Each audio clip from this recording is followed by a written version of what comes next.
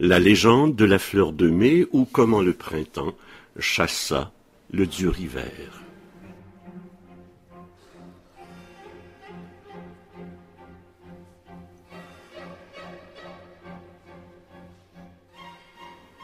Il y a des lunes et des lunes vivait seul dans sa cabane en pleine forêt près d'un ruisseau gelé, un vieil homme, aux cheveux longs et blancs, tout emmitouflé dans d'épaisses fourrures.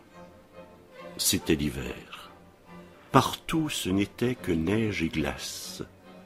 Un vent violent forçait les oiseaux à se réfugier dans les arbres et les buissons pour se réchauffer et chassait les mauvais esprits des hautes collines et des vallées larges et profondes.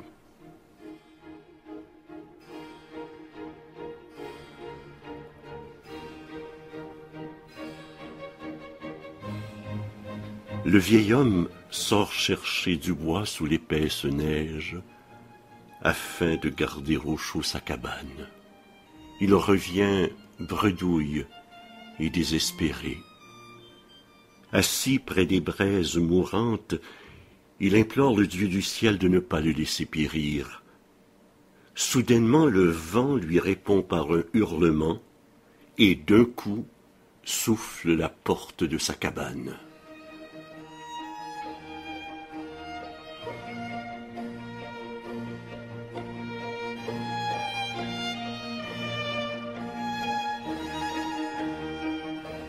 Une des plus jolies jeunes filles entre. Ses joues sont couleur de fleurs d'églantier, ses grands yeux brillent comme ceux d'un faon au clair de lune, ses longs cheveux noirs comme plumes de corbeau balaient avec délicatesse le sol sous ses pas. Ses mains sont couvertes de chatons de saule, une guirlande de fleurs sauvages sur la tête, elle est vêtue de foin d'odeur et de fougères, et aux pieds des lys blancs comme mocassins. Elle avance, et lorsqu'elle respire, la cabane se remplit d'un air chaud et parfumé. Je suis content de vous voir, ma fille. Ma cabane est froide et triste, cependant, elle vous protégera de la tempête. Dites-moi qui vous êtes, vous qui venez ainsi chez moi, dans ce costume étrange. Venez, reposez-vous ici et parlez-moi de votre pays, de vos succès, et je vous parlerai de mes exploits, car je suis Manitou, dit le vieil homme. Ils bourrent alors 2 pipes qu'ils pourront fumer tout en jasant. Sa langue se réchauffe grâce à la fumée du tabac, et il ajoute « Je suis Manitou, je souffle, et les lacs deviennent comme du silex. Les fleuves s'immobilisent, et mon souffle fait des ponts sur les rivières. Je respire, de répondre la jeune fille, et les fleurs naissent dans les plaines. Je respire, de poursuivre le vieil homme, et la neige couvre la terre. Je secoue mes tresses, reprend la jeune fille, et une pluie chaude tombe des nuages. Quand je marche, les feuilles se fanent et tombent des arbres. À mon commandement, les animaux se cachent sous terre et les oiseaux quittent l'eau et s'envolent au loin, car je suis Manitou. Quand je marche, les plantes relèvent la tête, les arbres nus se couvrent de feuilles vertes sans nombre. Les oiseaux reviennent et tous ceux qui me voient chantent de joie. La musique est partout, renchérit la jeune fille en souriant. À mesure qu'il parle, la cabane se réchauffe et l'air devient plus parfumé.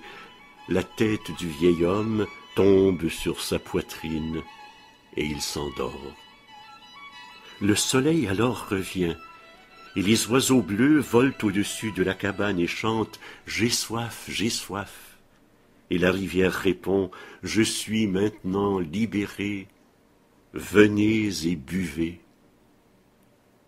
Et voici que pendant que le vieil homme dort, la jeune fille passe sa main au-dessus de sa tête.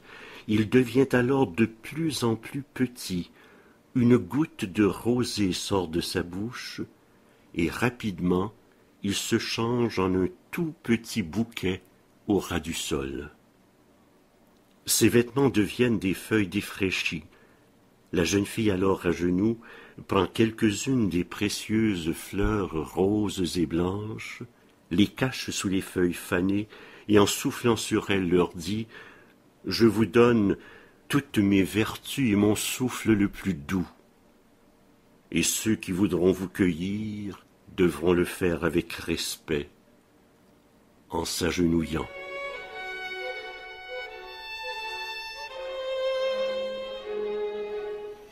Puis elle quitta bois et plaines au chant des oiseaux, et sous chacun de ses pas et nulle part ailleurs, pousse encore aujourd'hui la fleur de notre tribu, l'arbutus rampant, la fleur de mai.